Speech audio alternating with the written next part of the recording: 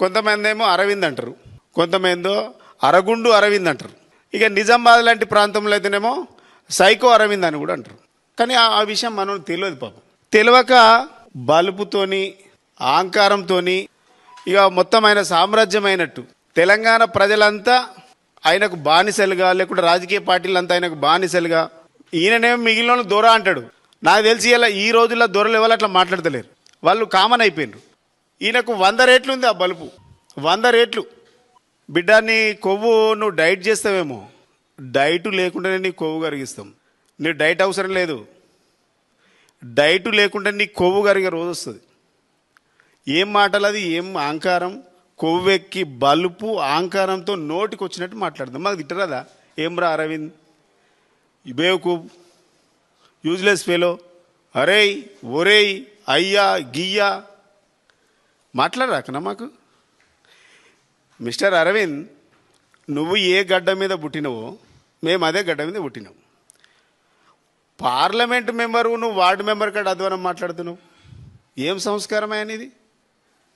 ఈ రాష్ట్రంలో ఇంతకుముందు ఒక 20 ఏళ్ళ కింద ఇట్లా లేదు. ఇట్లాంటి చిల్లరగాళ్ళు అందరూ వచ్చినాక రాజకీయాలు ఖరాబ్ అయిపోయినాయి. ఎవడన్నా కొత్తోడు రావాలంటే భయపడుతుండ్రు, ఎందుకంటే ఈ చిల్లర మాట్లాడుతుండ్రు, మాటలన్నీ చిల్లర అయిపోయినాయి, చేతలు లేదు. పసుబోర్డు తెస్తా అని చెప్పినావు, పసుబోర్డు తెచ్చినావా? ఉత్తబోర్డు పట్టుకొచ్చినావు. పసుబోర్డు తెచ్చుకొని ఓట్లు వేసినావు, ఉత్తబోర్డు పట్టుకొచ్చినావు.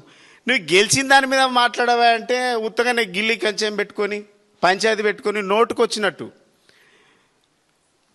మా కేటీఆర్ గారి మీద నోటుకొచ్చినట్టు మాట్లాడిండు, మా హరీష్ రావు గారి మీద నోటుకొచ్చినట్టు మాట్లాడిండు.